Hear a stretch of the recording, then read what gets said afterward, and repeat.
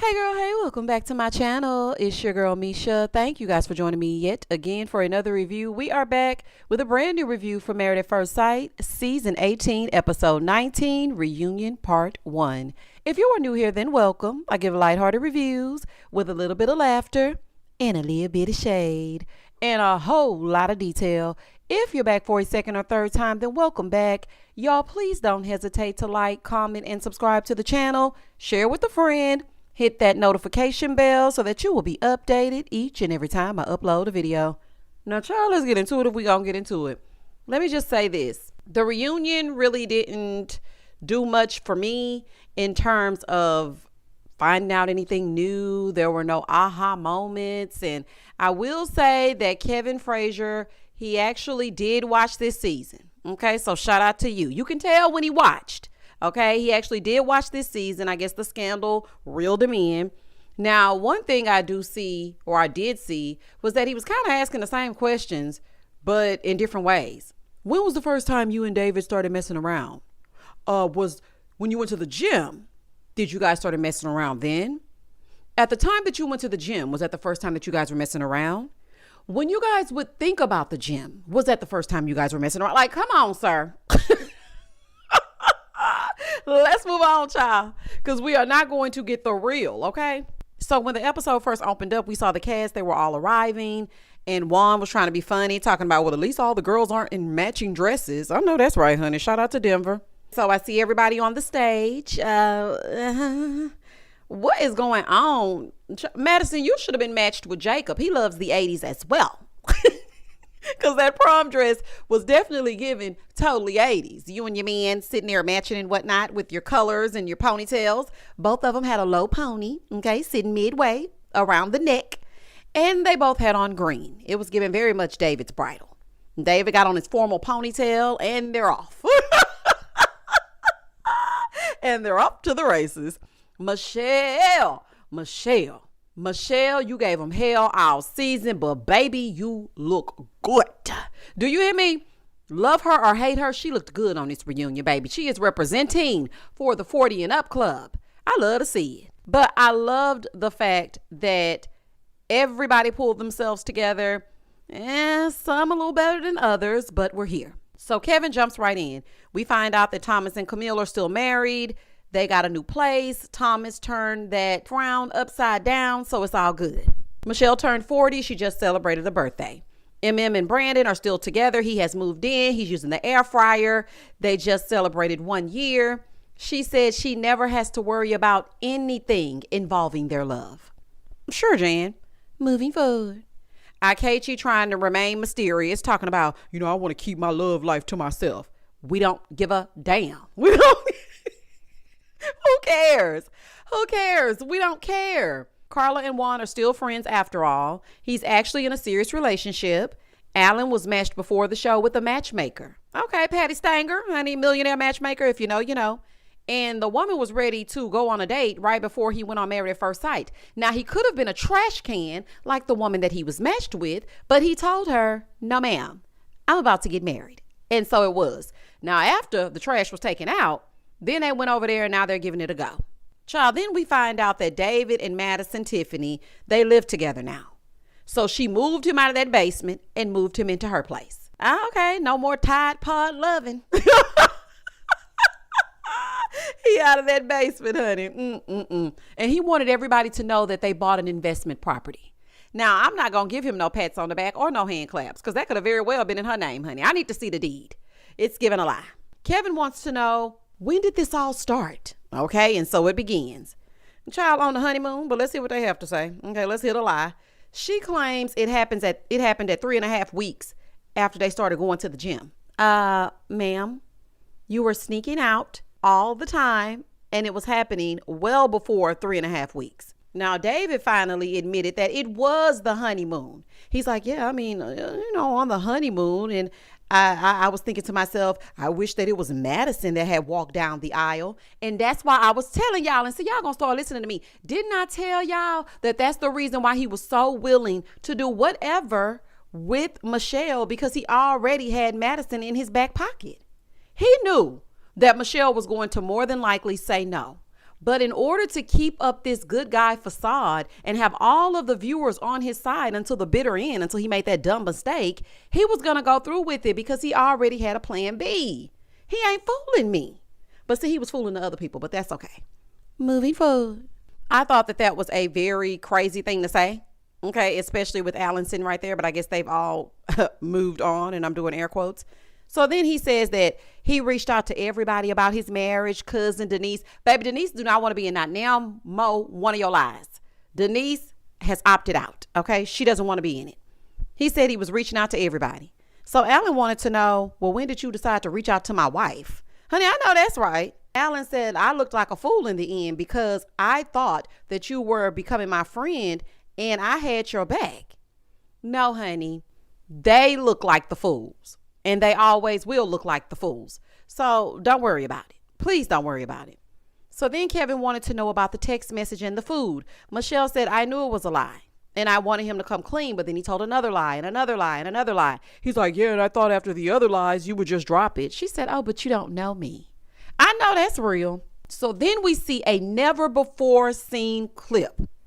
We see Madison talking about, I'm not involved in David and Michelle's marriage. Like, I feel like she's being immature about it. She's just reaching at straws at this point. And I wish she would have come to me outside of the cameras, really and truly. Girl, you were sneaking around and the guilt was eating you up. So you gonna start name calling? All of a sudden she's immature. And you said right there and lied, knowing full and well you were definitely in the middle of their marriage. Like, girl, what? Oh my goodness, honey. I'm not mature enough to, even after a year, sit here with these people skinning and grinning. I would have opted not to show up because, baby, y'all ain't gonna play in my face again. You're not gonna rehash the mess and then play in my face yet again. So then Madison Tiffany said, I'm not trying to rehash things, Michelle. Michelle said, I think that's what this is for. You took the words right out of my mouth. Ma'am, this is a reunion. Girl, if you don't get a grip. I cannot stand how Madison always has an attitude. I would just have to cuss her out, period. I know people are like, yeah, you control your emotions. No, some people you got to cuss out. And that would have been one of them. Because I cannot stand when people constantly have an attitude like you're in the right. You are wrong. Like, you're wrong. That's crazy. And the fact that David moved into your place, yeah, girl, you get what you get and you don't pitch a fit. Moving forward. So Kevin wants to know if Michelle accepts Madison saying that she messed up. Madison said, sure. We're never going to see each other again. So whatever she says, that's fine.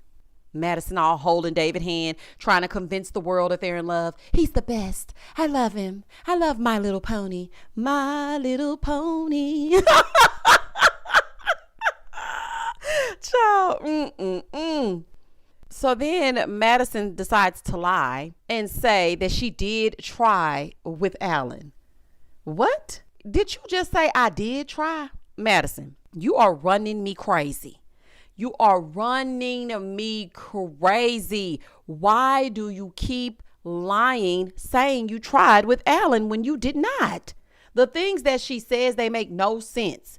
A whole year and you still lying? Like, what is going on? I just really do not understand. And then she thinks that it makes sense and everybody sits back and pretends like it makes sense and it does not. She would run me crazy.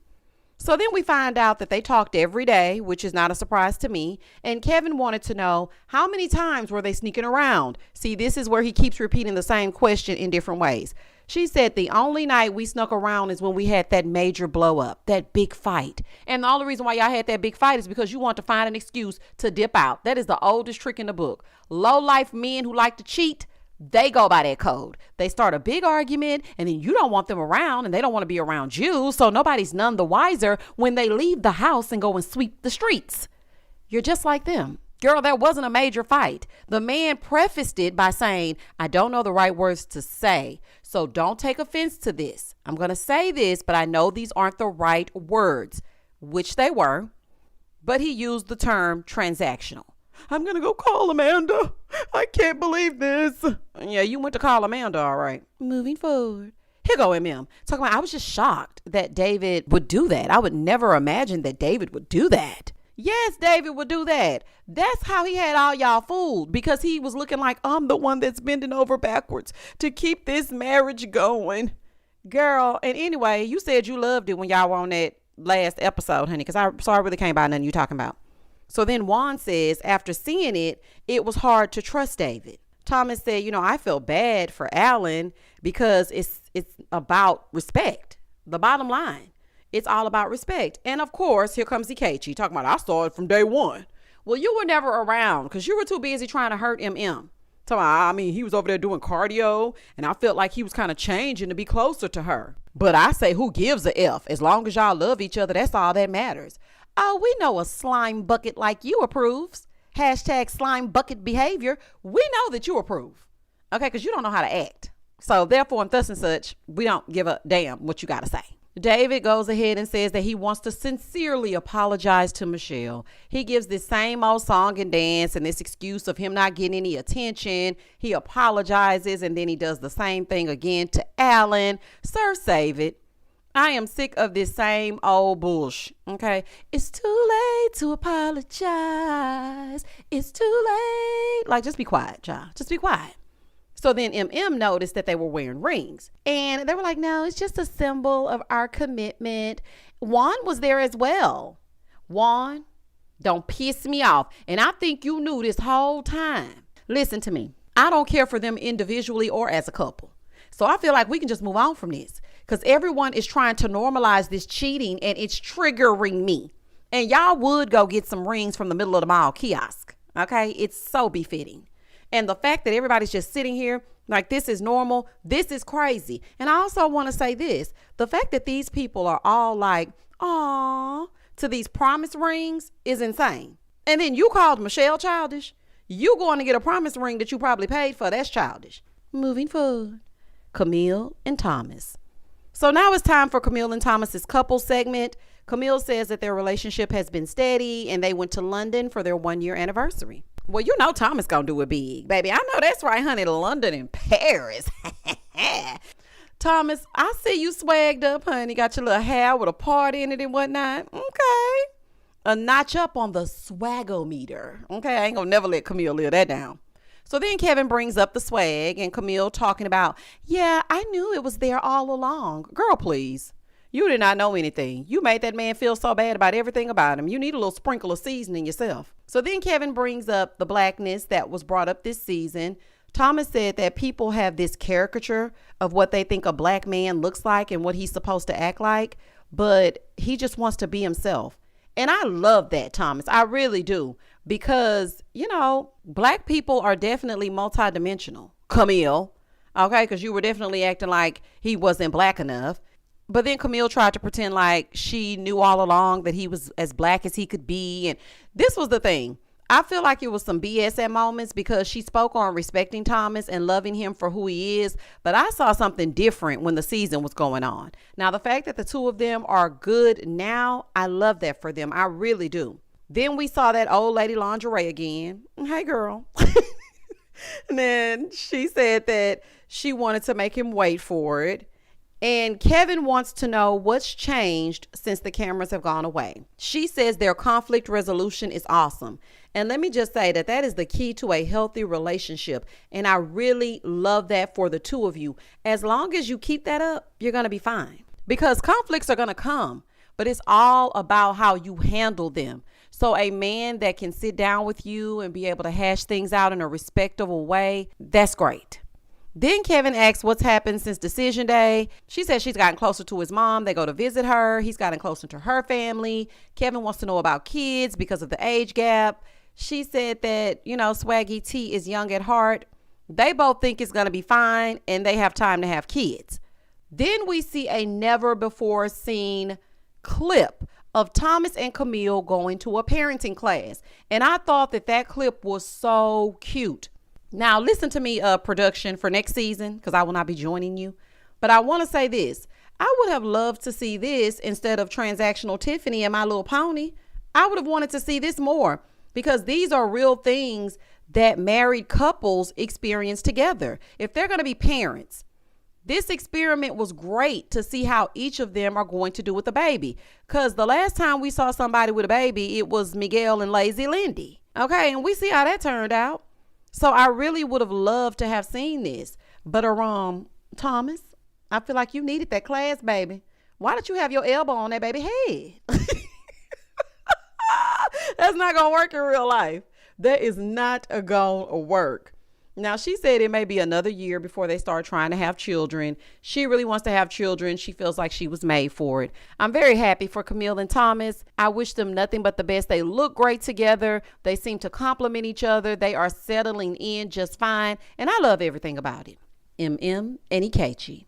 MM, honey, that color looks really nice on you. It does. And I like your braids. Okay, they must be a little heavy, honey, because you couldn't move your neck all episode long. But you look beautiful. Now, of course, Ikechi is trying to cover that Superdome of his with a hat. Hey, sir, he's dressed like a church musician, honey. Do with that what you will. They come in, they sit down. Kevin gets straight into it. He wants to know how they felt on the wedding day. They both agreed that the wedding day was good. Then they show a clip from the honeymoon when he was still acting. Now, the two of them looked mighty cozy. And later on, he's going to say something that don't make no damn sense. MM talking about, I remember these times with an S, because y'all, I only remember one good moment from y'all, and that's when y'all were introduced to all the rest of the couples, and he said he was ready for the duck off, and I knew then that he was playing a game. But if you had more than one, then okay. Now, they said when they got back to the Chi that things changed. Now, me personally, I know they changed when he went to that apartment. That's just what it is. Now, he said it was a lot of questions, but he realizes that's just the way that she learns about people. Sir, that's the way that everyone learns about someone. If you don't know something, you ask. If you can't figure out how to get to a place and you don't have a GPS, you ask for directions. Like, what are you talking about? But anyway, now I will give credit to this segment because this is the first time that the two of them have actually spoken civilly. And this is the first time that we don't have to see those stupid faces that Ikechi makes. So I was appreciative of it. Kevin brings up the aggressive comment. He tries to spin it, talking about, I meant it in a business way. No, you didn't. You said she was aggressive. You said she comes on too strong. You basically said she was trying to pin you down and hunch on you. So now all of a sudden it's about her business. Okay, sure you did. You see those comments and then reviews on Amazon and you're trying to spin the narrative. They could never make me like you. They could never make me like you because you're playing in my face. You're trying to gaslight me. You want me as a viewer to believe that you were speaking about her being aggressive in business. So Kevin said, do you wish that you could change, what you said or how you said it? He's like, yeah, I wish I could change it and just talk about how she was in business. Okay. So then she comes out and says it felt terrible as a black woman being called aggressive, especially a black woman that has a business. And she felt like he was just trying to chip away at her and break her down and break her self-esteem. Kevin brings up that he wanted a Michelle Obama. People need to be them and need to want who is good for them, not anybody else. And he ain't no damn Barack. It just trips me out when everybody's like, I'm the Beyonce of the group. Just be you. I want a Michelle and I want a Barack. Baby, we don't know what's going on in people's house. I'm not saying Michelle and Barack don't have a lovely relationship because it appears that way. Yes, it does. But you need to want what's best for you, not what's best for somebody else. Okay? So then MM said that men have tried to belittle her and make her feel small, and he did the same. He gonna say, no, that was never my intention. I never tried to belittle you. Yes, you did. You called her an asshole. You brought her a divorce paper to embarrass her in front of the entire group. You sat with Dr. Pia, your little minion, and said that she was quite predatory and aggressive and she crossed your boundaries and she's touching you in your no-no spots. And you don't like that. You didn't try to belittle her? Okay. Moving forward. Then we revisit the comments that he made about MM being inappropriate and crossing his boundaries. MM tells us he was giving her mixed signals because sexual contact was initiated by him on the honeymoon. Now, this is the thing. We have never before seen footage from everything else. There's not 1 ounce of never before seen footage backing up everything that Ikechi said throughout this season. Where is the footage? Say what now? The footage? Oh, y'all ain't got no footage. That's exactly what I'm saying. This is all some BS. Because if we can see all of these never before seen clips, I want to see where MM was being overly aggressive. That's crazy. So once they got back to Chicago, he didn't want to do anything. And she said she asked him why. Like, why don't you want to? And he never really gave her an answer. He just said, I'm traumatized. By what exactly? Because that's a very serious thing. If you are traumatized by something or something happened to you when you were younger or any of those things, we need to talk about that, especially if we're a married couple. Because if you're on the honeymoon initiating sexual contact and then we get back and all of a sudden you're traumatized, it's giving BS. Okay? And like I said, I'm happy that they're speaking with some sense because otherwise it would be a mess. Kevin wants to know what made him say, I'm done with this. I just don't want this anymore. He said, I wasn't attracted to her sexually. Now, I, for one, believe that is partly true, but that apartment also played a major role in it. It did. I'm not going to act like it did not. He can try to wish it away, talk it away, whatever he wants to do. That apartment played a major role in it.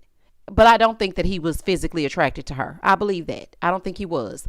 He said he didn't want to embarrass her. That's why he didn't tell her. And again, you calling her out of her name on camera, going to places you know that she's going to be when you haven't spoken to her in days, and each and every time there's a scene. And then when you do get around her in front of an expert, you act like she's the worst thing that you've ever encountered and you didn't want to embarrass her. That's all you did was embarrass her purposely. When did you not want to embarrass her? Now, he apologized, but he full of crap. And she accepted because, now she has her new man and whatnot. But I could tell that there were still things that she wanted to say. She just didn't say them. And I am so happy that she did not. So then we talk about the Dear Fool letter. When she wished him the worst. He claims that he wasn't even listening to that letter. He's like, I just wanted her to say whatever she had to say so I could leave. Okay, that's enough for him. We can really move on, child. Let's just move on. He said he didn't feel heard at home. And that's why he shut down. So then Kevin said, well, did you tell her that? He gonna say, no, I didn't tell her. Nobody can hear silence. What are you talking about? I didn't feel heard even though I ain't saying nothing. I'm not gonna play. Ikechi, please. MM was so confused, child. She said, I don't even know what he's talking about. Child, neither does he. MM says she wishes that she would have given up sooner. She said, that's the only thing I regret. I wish that I would have given up sooner just for me to save myself some time. Kevin wants to know what she learned from this. She said not to be so into the person, to take a beat, sit back and listen. And I wouldn't say not to be so into a person. I would just say allow a person to show you who they are before you jump all the way in. Look before you leap. Moving forward. And you're saying you don't want to be all into a person, honey, but you ran right into that man that ain't had no place to stay. So then Kevin asked Ikechi if he would sign up for this again. He says no. Now he claims that he's ready for marriage. Sir, you're not even ready to be around the general public, let alone a marriage. So I don't know what you're talking about. Kevin wanted to know who his dream woman would be. He said Michelle Obama. Okay, get him off my screen, child. Let's go. Let's move on. Madison, Tiffany, and Alan. Child, I wouldn't even let him put me in the same room with Madison, Tiffany, but that's just me. Kevin wants to know how invested they were. She wasn't invested at all. She was like, I tried in the beginning, but then I got into her head. No, David got into your pants. And that's why Alan didn't stand a damn chance. Kevin wants to know the vibe that Alan got. He said, well, I just feel like I've never gotten the vibe that a person that I was with was skeeved out by me like Madison was. A man knows when something isn't right. He said, and hindsight is 20/20. Kevin wants to know if Tiffany gave it her best shot. No. And then instead of her answering the question, she goes, Alan really gave it his best shot. This isn't about Alan. Did you give it your best shot? Yay or nay? Girl, anyway, she's like, there were times where I just felt super, super uncomfortable. So then he said what I wanted to know, because I was wondering the same thing. He said, what was uncomfortable? She said, because I saw you as a friend and I didn't really articulate that. Madison always wants to be the victim. She either got an attitude or she's the victim. Madison said she's interested to know what it would be like if the couples didn't interact. She's like, because all the girls would get together and it would be a session, and then all of that was getting in my mind. No, ma'am. The girls will get together and they will talk about their marriage because all of you are in this experiment together. This has happened for seasons now. And yes, they did used to be separate, and we see how that turned out. But don't try to blame it on the fact that all the ladies got together and all of y'all interacted. You can control yourself. You would have still been in the streets. Don't try to blame the setup for your inability to be truthful and loyal. It was 8 weeks. This is about your character. Girl, anyway. She wants everybody to believe that everything would have been great, or she doesn't know if everything would have been great. But just the fact that they were all around each other, you and David are the same person. You just wear a dress. So then Kevin wants to know if she ever thought, wow, he's putting in effort, but, I'm into this other guy. She said, I felt like crap. I really did. And, I should have come to him and I should have involved him. I'm not buying it. There were plenty of opportunities that you could have come clean. And the way that never before seen clip had you blaming Michelle for something you knew you were doing tells me all that I need to know. Everything that you're saying is a lie. It's a lie. So then Kevin wants to know, when did it really start? Kevin, we have asked this question 17 times and they are not going to tell you the truth. Oh my gosh. He was like, were you going upstairs to see David? She said, no, we never hung out in the apartments alone. Like never. The gym was our place. Girl, shut up. Kevin also wants to know what made her come clean. Production. She gonna say, well, I was a wreck and I was questioning if we were bonding over misery. And then all of my friends were skeptical. But after, just thinking about it, I realized that David was the one for me. Girl, and you deserve him. Alan said to me it was a betrayal, and she agreed. Honey, she better. Kevin brings up how upset Alan was. He wants to know if Alan would have handled it differently. Why? It was his natural reaction. Why do people want others to stifle their hurt? It is okay to express hurt, especially under these circumstances. Everybody wanted this man to say, you know what? That is okay. I respect Madison enough not to get angry. Hell no. Baby, no. I would have done the exact same thing. You have been playing in my damn face for 8 weeks. And on top of that, I bought Invisalign heifer. Do you know how much that cost? And on top of that, I done bought these raggedy clothes. Like, I don't understand why everybody wanted him to change his response. His reaction was warranted. Kevin wants to know if her and David got married, would they invite Alan? Kevin, are you insane? Now, I don't know who wrote that for you to ask, but please don't do that. Why would you want Alan at your wedding to a man that Kevin, please. Okay, please don't do that. Why would you want to go to their commitment ceremony? Because, honey, I doubt they get married. So then Kevin wants to know if she's met Alan's girlfriend. She's like, no, I haven't met her, but I'm really excited to meet her. And she's really excited to meet me. I wish I would meet up with Madison. Why would that even be necessary? Y'all just doing any old thing now. So then Kevin asks Alan what he wishes for Madison and David. The life that they deserve. But Alan says something nice because that's how he liked to do. This is when the spirit of Ikechi needs to take over. Because, baby, the way I would just be sitting there on mute just looking. With a beanie on and a jean jacket. Baby, please. It wouldn't be no way I'd be talking. Alan, you know what? You are truly one of a kind. You are a class act. Now, I couldn't promise to be as nice and as civil as you, but you are really a stand-up guy. Now, out in the hallway, Michelle is trying to get Alan to get riled up yet again. Alan said, I'm not going to let that consume me. It's over. It's done with. They're doing their thing. And that's true. Michelle, listen, baby.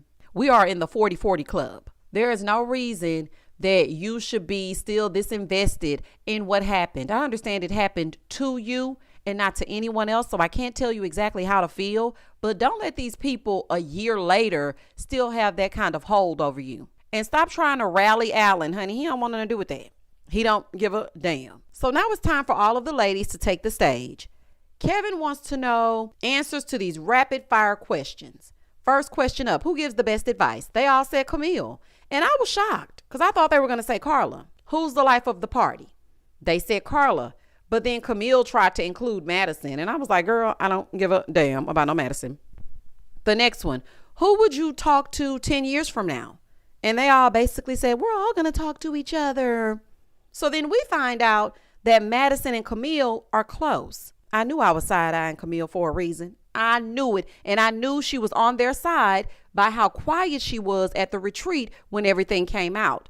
But, she went with the group and was trying to act like, girl, you're wrong for that. But she didn't really say anything. It was mostly Carla taking the charge. But now that I know that you and Madison are close, ew. Girl, bye. They were asked about MM's engagement and if they were surprised by it. They all support her as long as she's happy. She said, I'm very happy for the support and nobody pulled me to the side to say I was crazy. Oh, girl, I guess we couldn't be friends because that definitely would have been me. I'm that friend. I would have pulled you to the side and said, girl, no, we just got rid of Ikechi. Girl, no, ma'am, honey. Now, he good for a good drive-by, but we are not about to move him in and we are not about to be married. Absolutely not. So then Kevin asks what kind of man Carla needs. A man that will let her shine and stay at home like she liked to do. But Camille said someone that's lively and all this kind of jazz, child. Kevin wants to know how Madison felt about them calling her out. She said, I appreciated the accountability. Girl, yeah, right. Carla then said she felt that something was funny with David and Madison when they went looking for her phone, but she didn't want to put that out there because she didn't really know like that. Kevin wants to know if it broke girl code. And Camille didn't really answer the question, but I will. She broke girl code big time. Michelle said, well, you know what? The timeline is what's making me mad. But only these two know the timeline. So, I guess. But that's what's upsetting me. And I also didn't like Madison calling me immature. Now, Madison did not offer her an apology at all for it because let's be real. She does not think that she did anything wrong. Now, me, myself, and I wouldn't keep in touch with none of y'all. Anybody that keeps in touch with Madison is a no for me. I'm sorry. Because that just tells me that you condone behavior like that. And you just cannot be trusted. David and Michelle. So they take the stage and Kevin asked David if he wanted to sit down and talk to Michelle. David said, yeah, I wanted to talk to her. Plus my parents were really upset and they were disappointed in me. So they show that nasty basement yet again. And Kevin wanted to know if Michelle wishes she looked at the situation differently. Why? Why is it wrong to not want that in a husband at almost 40 years old? Here she is 40 today. Imagine if she would have chosen David and he still would have been in that basement. And let's not sit here and act like, oh, he got an investment property. Baby, we don't know the ins and out of that. That could be Madison Tiffany's property. And of course, they're together. So now it's their property. He moved into her place. Child, anyway. There's nothing wrong with her not wanting that man in the basement. I'm sorry. I'm not going against that. I feel that that was right. Could she have handled speaking to him differently? Absolutely. But her not wanting that situation, there's nothing wrong with that. Kevin wanted to know if he felt like he was getting what he wasn't getting from Michelle from Madison. Of course he does. Michelle let it be known it's not that they're together. It's how they went about it. She said Madison just let her vent, knowing full and well the woman she was venting about was her. Both of them are to blame, period. Both Madison and David. Michelle told them that she would be a fool to not believe something happened prior to that text message. And of course, y'all know David likes to get defensive. Well, believe what you want to believe. Whatever y'all want to believe, believe it. And that's why I did not buy that half-assed apology he gave earlier in the episode, because I knew that he was going to revert back to the same old David. Kevin is still trying to get down to the truth. Well, when did it start? Were you guys together during that text message? Yes, but these two are going to tell you a lie until the credits roll. So at this point, I'm going to go with what I believe to be true, allegedly, because we're not going to get the truth from either of them.